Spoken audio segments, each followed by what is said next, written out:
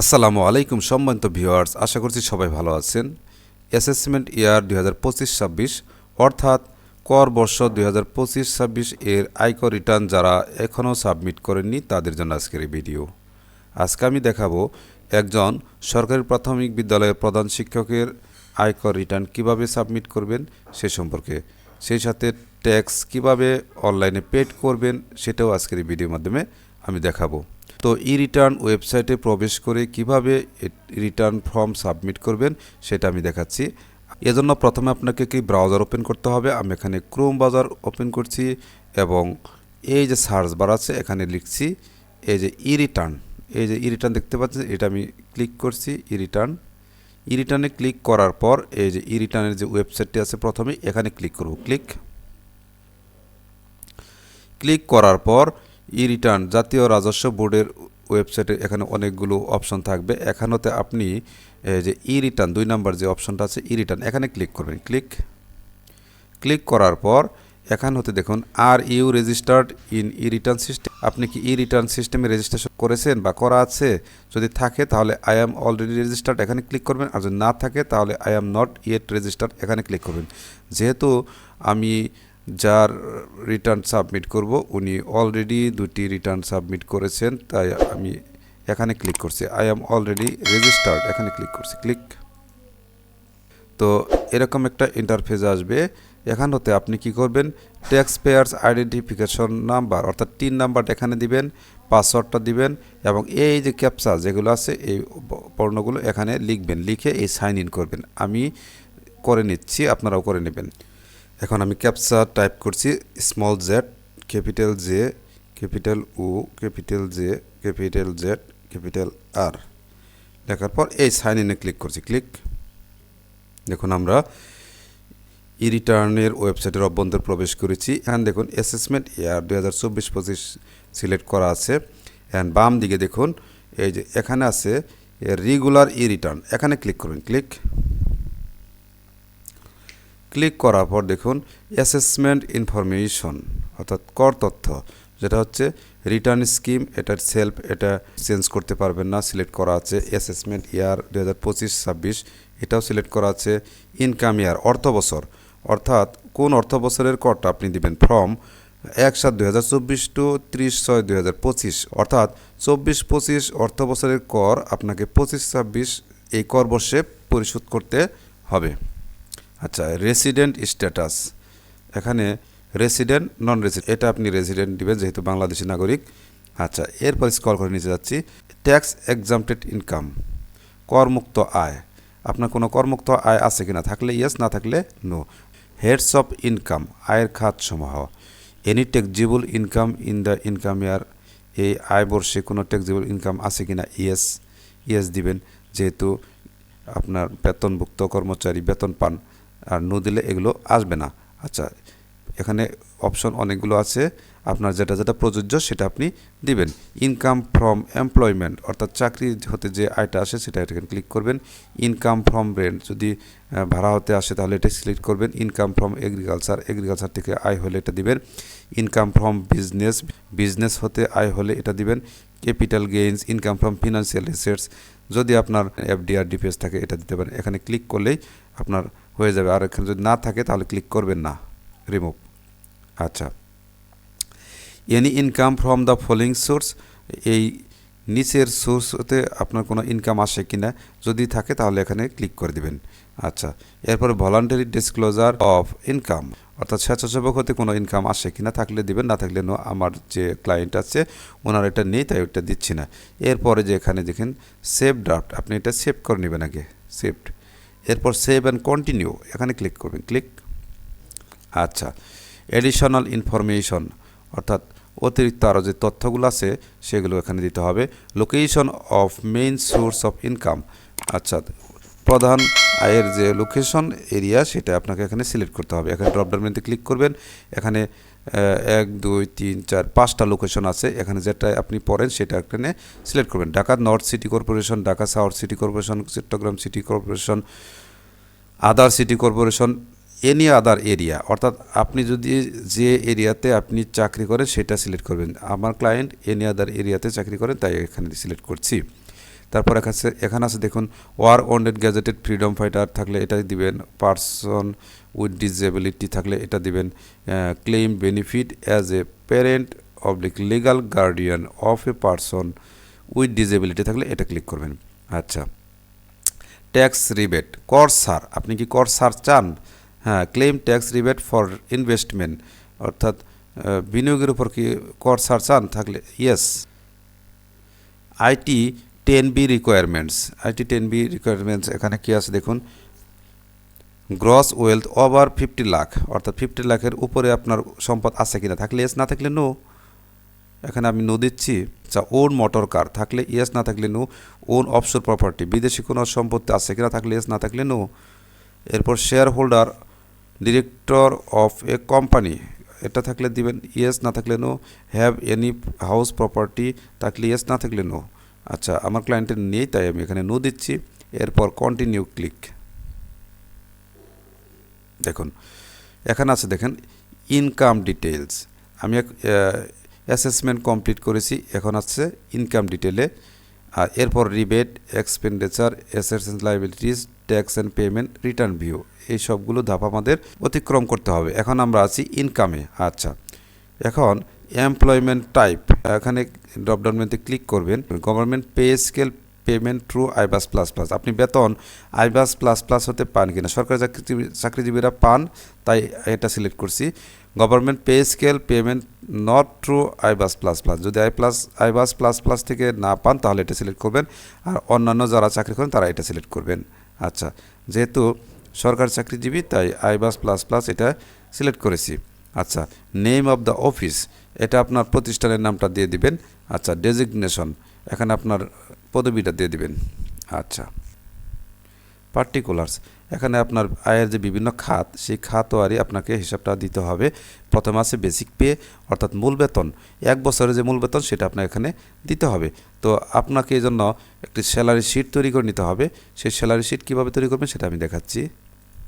দেখুন আমরা এখন দেখতে পাচ্ছি অ্যানুয়াল স্যালারি স্টেটমেন্ট 2024-25, অর্থাৎ একজন প্রধান শিক্ষকের 1 বছরের যে বেতনটা সেটা আমরা দেখতে পাচ্ছি।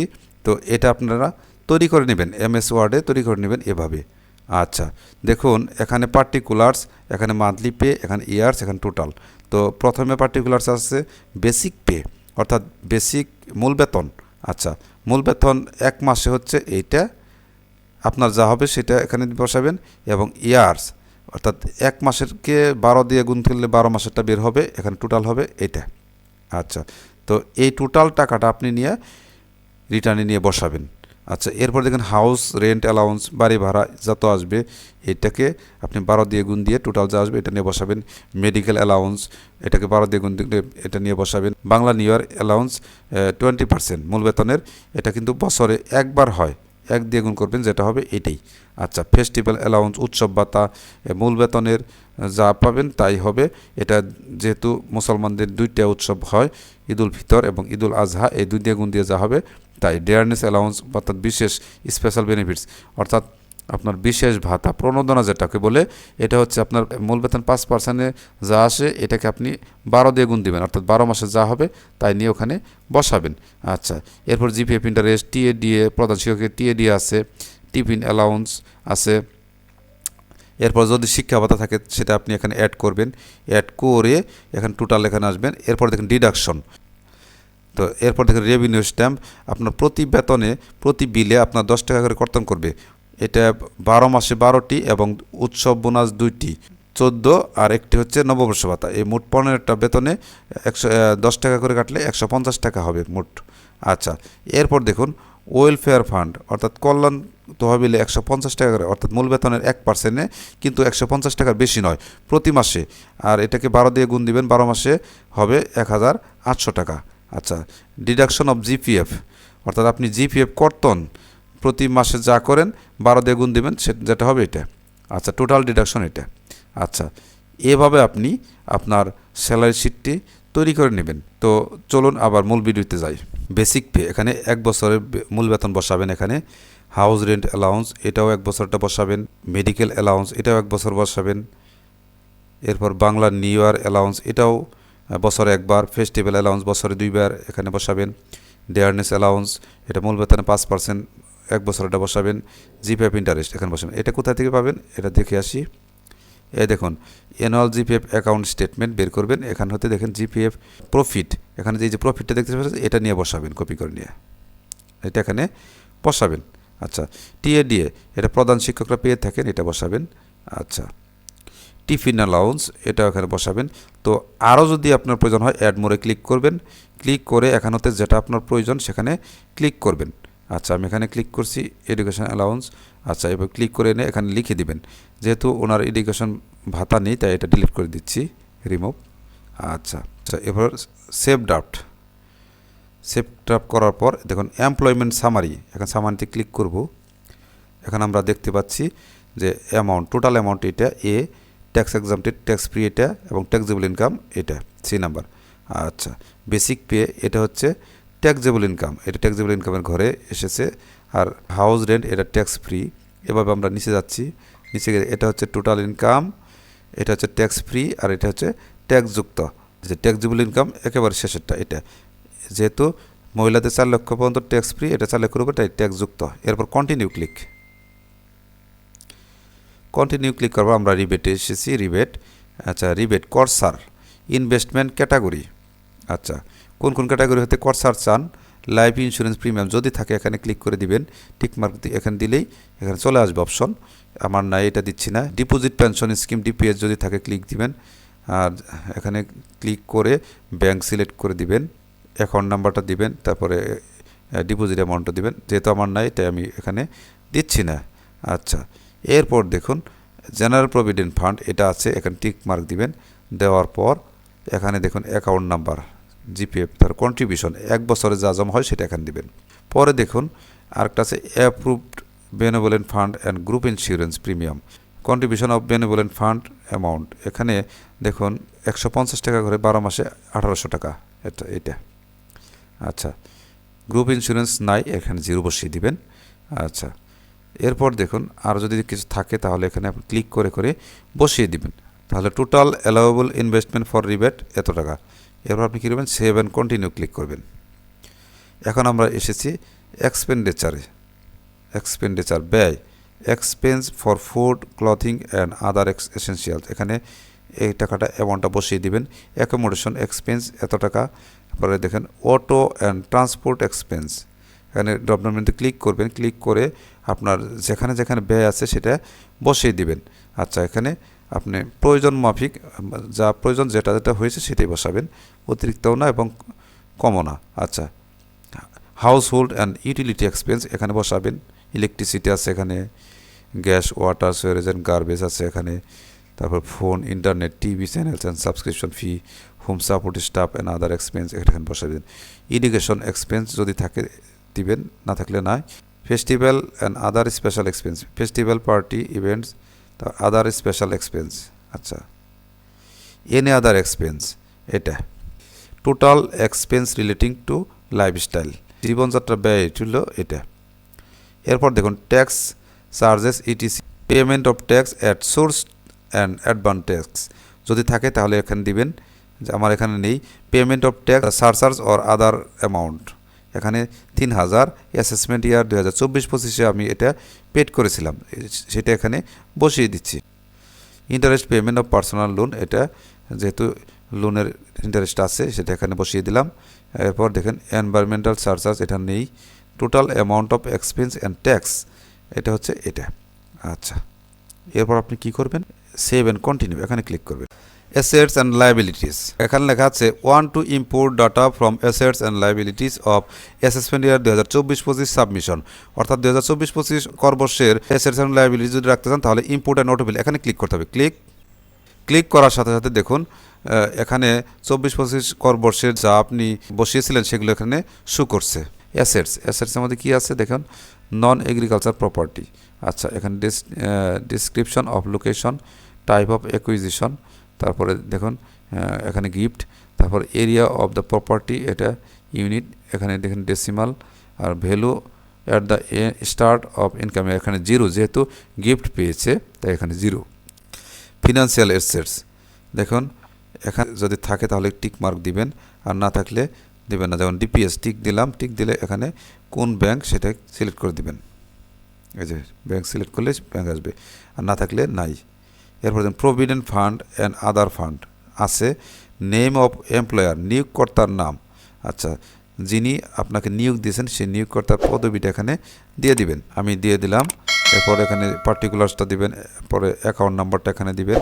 তো ব্যালেন্স অ্যামাউন্ট, অর্থাৎ এখানে জিপিএফ স্টেটমেন্টে যে সর্বশেষ যে ব্যালেন্সটা থাকে আপনারা দেখতে পাচ্ছেন, এই যে ক্লোজিং ব্যালেন্স যেটা দেখতে পাচ্ছেন, এটা কপি করে নিয়ে ওখানে বসিয়ে দিবেন। আমি বসিয়েছি। এরপর দেখেন মোটর কার যদি থাকে টিকমার্ক দিবেন, এখানে বসিয়ে দিবেন, আর না থাকলে টিকমার্ক উঠিয়ে দিবেন। এবার দেখেন গোল্ড ডায়মন্ড, এখানে দেখুন যেটা ছিল এর আগে সেটাই রয়েছে, এটা গিফট হিসেবে পেয়েছে তাই এখানে ভ্যালুটা 0 দেখিয়েছি। আচ্ছা, যেহেতু আগেও 0 ছিল তাই 0 রয়ে গেছে। তো এখন হতে আপনারা কি করবেন, এটা একটা মান বসিয়ে দিবেন, একটা ভ্যালু থাকতে হবে। Furniture, equipments and electronic items, এটা যেটা ছিল এটি আছে, বেশিও নাই কমও নাই। যদি এবার বৃদ্ধি পায় তাহলে অ্যাডে ক্লিক করে নেবেন, আর না থাকলে ডিলিট করে দিবেন। Cash and fund outside business, আচ্ছা এখানে টিকমার্ক দিবেন। দেওয়ার পর এটা একটা আসবে, যদি থাকে এটা টিকমার্ক দিবেন, আর না থাকলে টিকমার্ক তুলে দিবেন। Cash in hand, cash in hand amount at the end of income, এখানে 0 রেখেছি, এটা পরে বসাবো আমি। আচ্ছা, এখানে লাইবিলিটিস, এখানে ড্রপডাউন মেনুতে ক্লিক করবেন।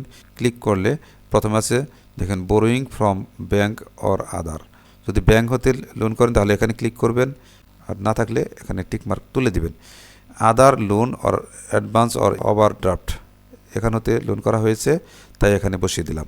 এরপর দেখুন আদার আউটফ্লো, এটা কিন্তু অটোমেটিক এসে বসেছে। এরপর দেখুন loss deduction and other expense, এটা ওই যে স্যালারি শিটে যে ডিডাকশন দেখিয়েছিলাম সেগুলো দেখে আপনারা স্যালারি শিটটা দেখতে পাচ্ছেন। এখানেতে আপনি লস ডিডাকশন দিয়ে দিবেন। দেখুন লস ডিডাকশন আদার এক্সপেন্স, এটা স্যালারি শিটে যে ডিডাকশনটা ছিল সেগুলো এখানে বসিয়ে দিয়েছি।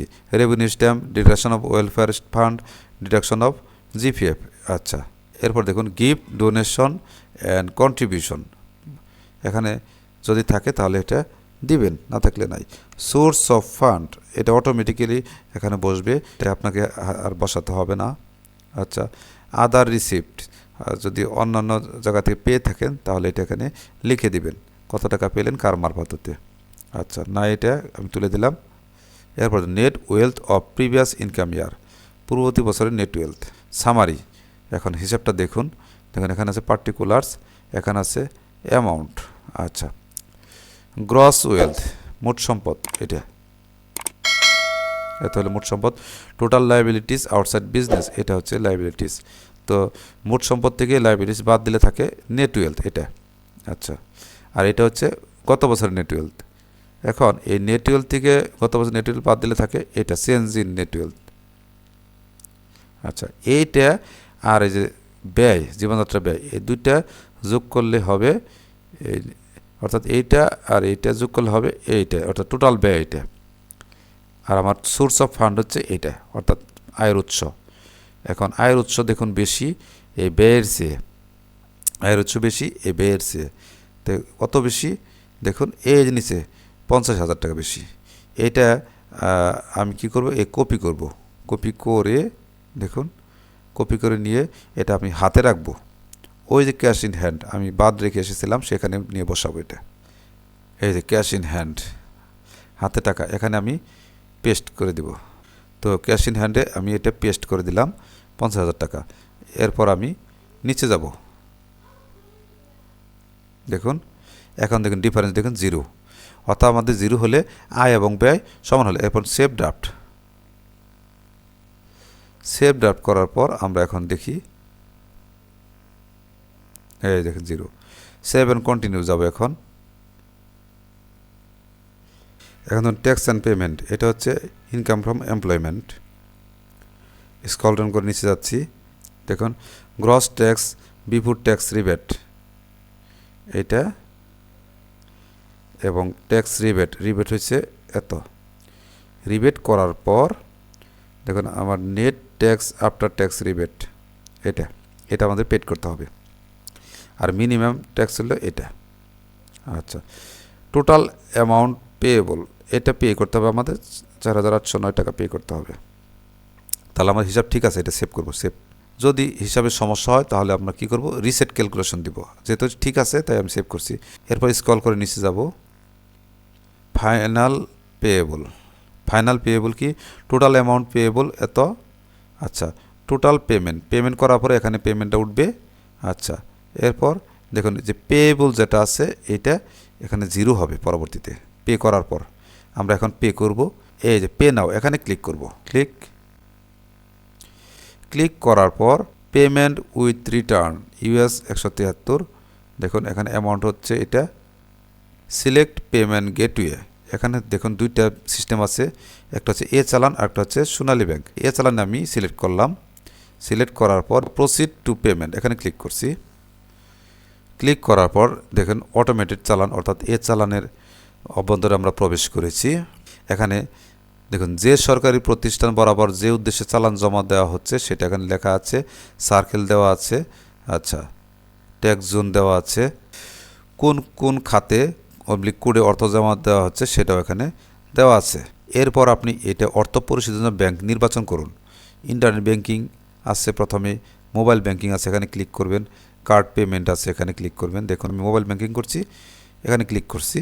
এরপরে দেখুন বিকাশ, নগদ, রকেট, ট্যাপ, আপনি যেটা দিয়ে করবেন। আমি বিকাশে করছি, বিকাশে ক্লিক করছি। Save and continue. Save and continue দেওয়ার পর দেখুন এরকম একটা পপ আপ আসবে, please see the payment background before you proceed. এ চালান এই টাকাটা এবং কনভেনিয়েন্স ফি এটা এবং টোটাল টাকা যাবে এটা। প্রসিড এখানে ক্লিক করলে আপনার পেড হয়ে যাবে। প্রসিড। এখন ইউর বিকাশ অ্যাকাউন্ট নাম্বার, এখন বিকাশ নাম্বারটা দিতে হবে। দেওয়ার পর কনফার্মে ক্লিক। এখন এই নাম্বারে একটি ভেরিফিকেশন কোড চলে গেছে 6 ডিজিটের, সেটা এখানে বসাতে হবে 25 সেকেন্ডের মধ্যে। আমি কোডটা পেয়ে গিয়েছি, কোডটা বসিয়ে দিলাম। বসানোর পর কনফার্মে ক্লিক করতে হবে। ক্লিক করার পর এখন আপনার এই পিন নাম্বারটা দিতে হবে। টাইপ করার পর এই কনফার্মে ক্লিক। দেখুন verification successful. 4 second, 3 second, 2 second, দেখুন টাইম গণনা হচ্ছে। এই যে রিডাইরেক্ট হচ্ছে। This might take a few second, কয়েক সেকেন্ডের মধ্যে এটা হয়ে যাবে। এখন দেখুন successful, payment successful. Go to tax and payment page, এখানে ক্লিক করব। রিডাইরেক্ট হচ্ছে, ট্যাক্স অ্যান্ড পেমেন্ট পেজে যাচ্ছে। আবার ট্যাক্স অ্যান্ড পেমেন্ট পেজে চলে আসলাম। আবার দেখুন এখানে আমরা স্ক্রল ডাউন করে নিচে যাচ্ছি। দেখুন এখন পেয়েবল এখন 0, অর্থাৎ পেয়েবল নেই। টোটাল পেমেন্ট হয়ে গেছে এত টাকা। প্রসিড টু অনলাইন রিটার্ন, এখানে ক্লিক করব। ক্লিক করার পর এখন এটা আমি এখন সাবমিট করব। দেখুন এটা স্ক্রল করে নিচে যাচ্ছি। এই যে নিচে আসার পর এরপর দেখুন সাবমিট রিটার্ন, এখানে ক্লিক করব। এখানে লেখা আছে do you want to submit return, yes. Click. Congratulations, you return submission was successful. এখন এই অ্যাকনোলেজমেন্ট ডাউনলোড করব। অ্যাকনোলেজমেন্ট রিসিপ্ট, এখানে ক্লিক করছি। দেখুন অ্যাকনোলেজমেন্ট রিসিপ্ট শো করছে, এটা ডাউনলোড করব। আচ্ছা নিচে দেখুন এই যে ডাউনলোড, এখানে ক্লিক করব। ডেস্টিনেশন, এখানে ক্লিক। সেভ অ্যাজ PDF, এখানে ক্লিক। এই সেভে ক্লিক। এখন কোথায় সেভ হবে, ডাউনলোডস এখানে থাকবে। সেভে ক্লিক। এই সেভ হলো। ট্যাক্স রেকর্ড, এখানে ক্লিক করছি। ক্লিক করার পর এক্সপ্রেস সার্টিফিকেট, এই সার্টিফিকেটটা ডাউনলোড করব, এখানে ক্লিক করছি। দেখেন রিটার্ন সার্টিফিকেট, এটা ইনকাম ট্যাক্স সার্টিফিকেট, এটা আমি ডাউনলোড করব। এটা ডাউনলোড করার আগে please choose a criteria for a custom certificate, এখানেতে আপনি এই যে 3টা অপশন আছে, এখানে যেটা টিক মার্ক দেবেন সেটা এখানে যোগ হবে। টিক দিলাম 1 নাম্বার টোটাল ইনকাম, দেখেন টোটাল ইনকাম শো করছে। এরপর নেট ওয়েলথ টিক দিই, দেখেন নেট ওয়েলথ শো করছে। পেইড ট্যাক্সও শো করছে। আমি এখানে এটা তুলে দিচ্ছি, এটাও তুলে দিচ্ছি, শুধু পেইড ট্যাক্সটা টিক মার্ক রাখছি। পেইড ট্যাক্স সহ আমি কী করবো, এটা ডাউনলোড করব। এরপর কী করবো, নিচে দেখুন ডাউনলোড, এখানে ক্লিক করব। ডেস্টিনেশন সেভ অ্যাজ PDF থাকবে। এরপর সেভে ক্লিক। এই আমার সার্টিফিকেট, ট্যাক্স সার্টিফিকেট ডাউনলোড হলো। এরপর দেখুন চালান, এখানে ক্লিক, চালান কপি। এরপর দেখুন ভিউ ক্লিক, আমার এই চালান শো করছে, ভিউ হয়েছে। এখানে এই ডাউনলোড যে আইকন আছে, এখানে ক্লিক করছি। ক্লিক করার সাথে দেখুন ডান পাশে এই যে ডাউনলোড হচ্ছে, ডাউনলোড ইন প্রগ্রেস, এই যে ডাউনলোড হয়েছে, এখানে ক্লিক করছি। ক্লিক করার সাথে সাথে এই দেখুন চালান ফর্ম ওপেন হয়েছে। এরপর ডান পাশে যে প্রিন্টার আইকন আছে এখানে ক্লিক করে এটা প্রিন্ট করে নিতে পারবেন। আশা করি বুঝতে পেরেছেন। ভিডিওটি যদি একটু হেল্পফুল হয়ে থাকে তাহলে অবশ্যই একটি সাবস্ক্রাইব করবেন এই আশাবাদ ব্যক্ত করে আজকের মতো এখানেই শেষ করছি। আল্লাহ হাফেজ।